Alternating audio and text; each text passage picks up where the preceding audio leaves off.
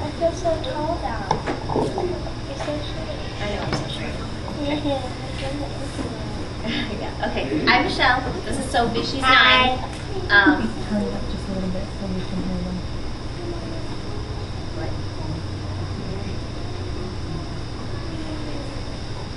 hear them. Sometimes you have to speak in the mic, that way the people on live stream can hear you. Okay. Because we have a lot of HI parents that are watching and they're learning from what all of you have talked about. Okay. Do you want to go? Talk about how you feel. Like, what's your experience? I feel fine because I like showing parents that are nervous that their kids that can't have a normal life, like what they're going through and what I went through, what they're gonna be like now, because they can, even though they have problems, they can still live a normal life like all the other kids. So, very good. Sophie was 3 weeks early. She was 11.2. And her blood sugar at birth, blood sugar at birth was, yeah, I need the chair. Her blood sugar at birth was 20, and better. And then they fed her, and she went down to 18. Immediately they knew something was wrong, but they didn't know what.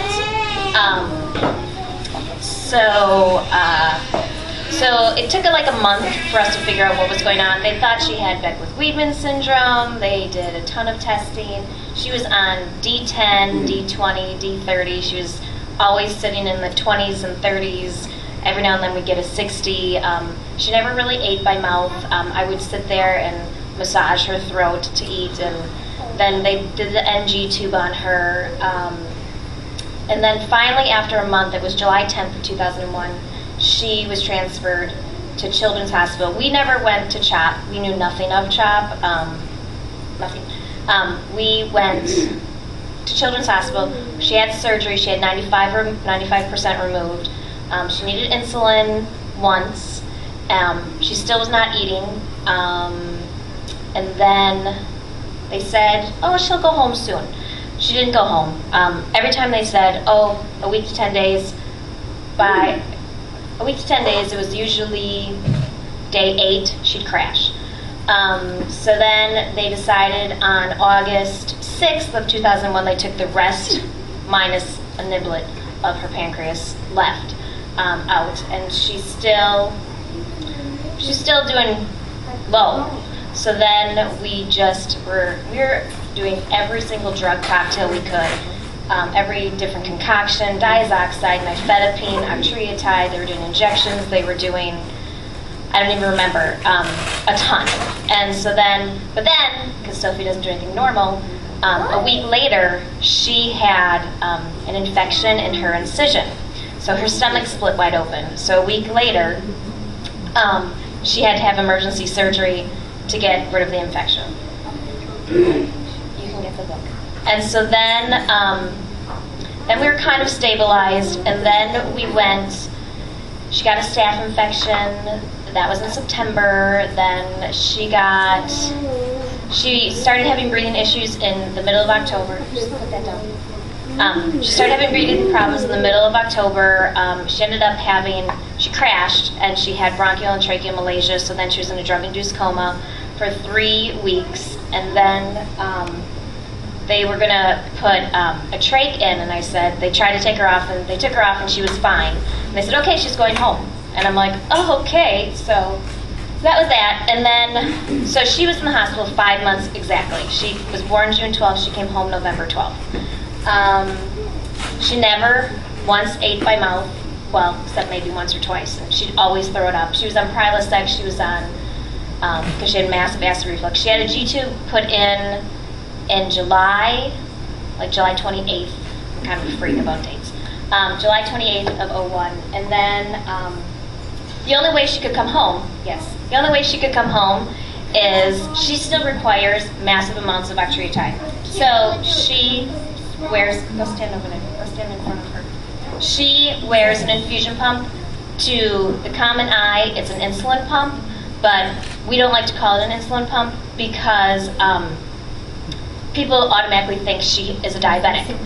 So she, so we don't call it an insulin pump because people think she's diabetic, so they're going to give her insulin, which will just make it worse.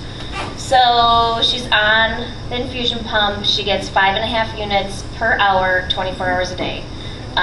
If she goes without the Octreotide, within 15 minutes, she can drop 40 to 50 points, which has happened.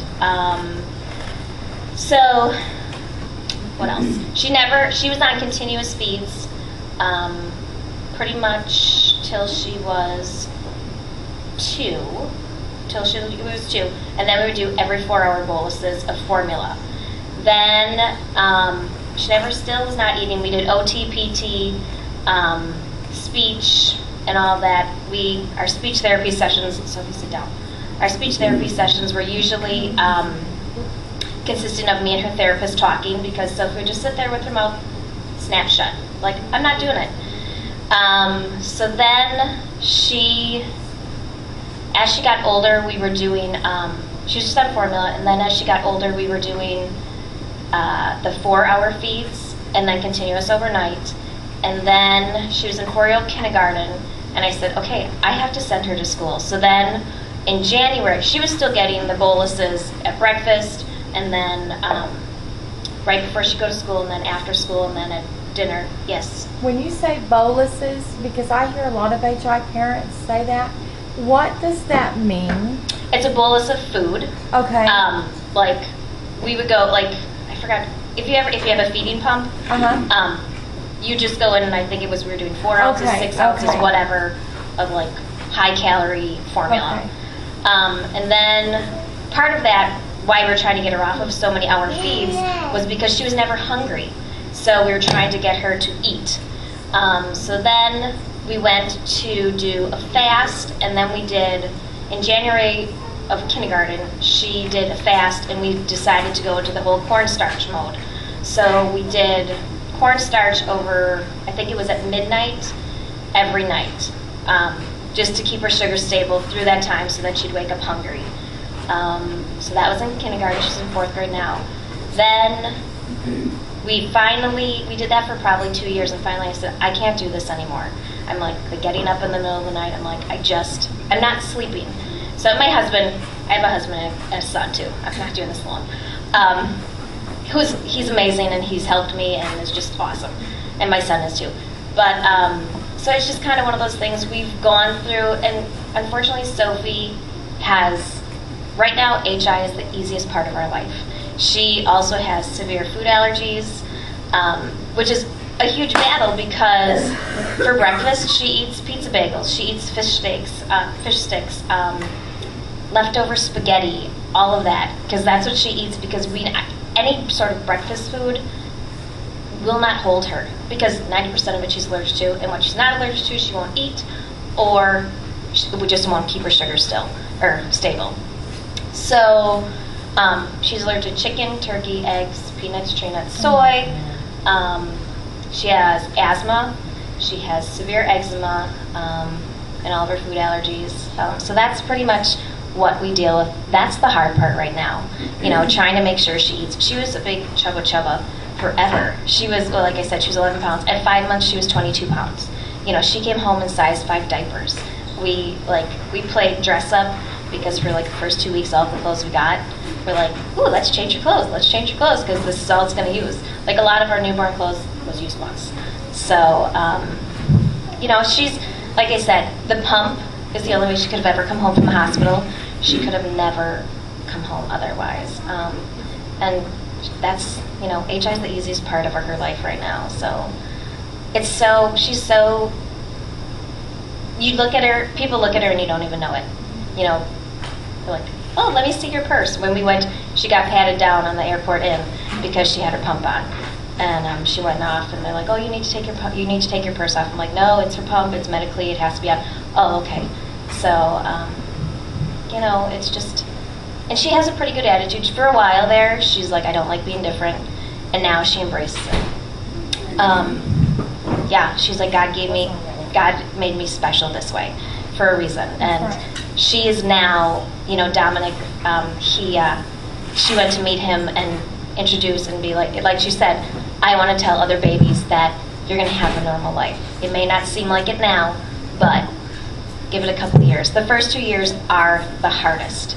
I remember it. I remember it was a daze. My husband and I would walk. I was at Children's one day and I said, seriously, did we look like this? Because it's just the blank face, blank look of just wandering in and out of the hospital, not aware of anybody. But you totally, on these bad days, you know, it's going to get better. It will get better. So, in school, we're very fortunate. Our district nurse, she has a 30-page IEP. They test her blood sugars 7 times. She tests her blood sugars 7 times a day on school days, 3 to 4 times a day at home. Before snack, after, before snack, before gym, after gym, before lunch, after recess. So yeah, it's all one of those. She's pretty much, we're lucky in our district that they totally take care of her and are very, very aware. So that's our story. Yes, Jen? Now, Sophie had 100% of her pancreas removed and she's not diabetic. Correct. She had 99.9% taken out because she has less than 1% left.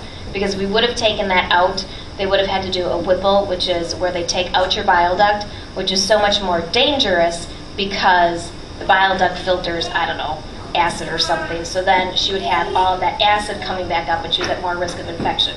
So if we're fine, her doctors are like, we're fine doing it this way. So, you know, if we have to. So we've always been like, okay, why is she still producing so much insulin? We haven't, because she's stable, we have not gone and exploring, you know, because they said if they would need to, they said we could always go in and open her up and do exploratory surgery. They figure what has happened is phantom cells have attached to the inside of her abdominal wall, and those little cells are like overproducing all of her insulin. So yeah, so that's that. So. Would you like to share your book?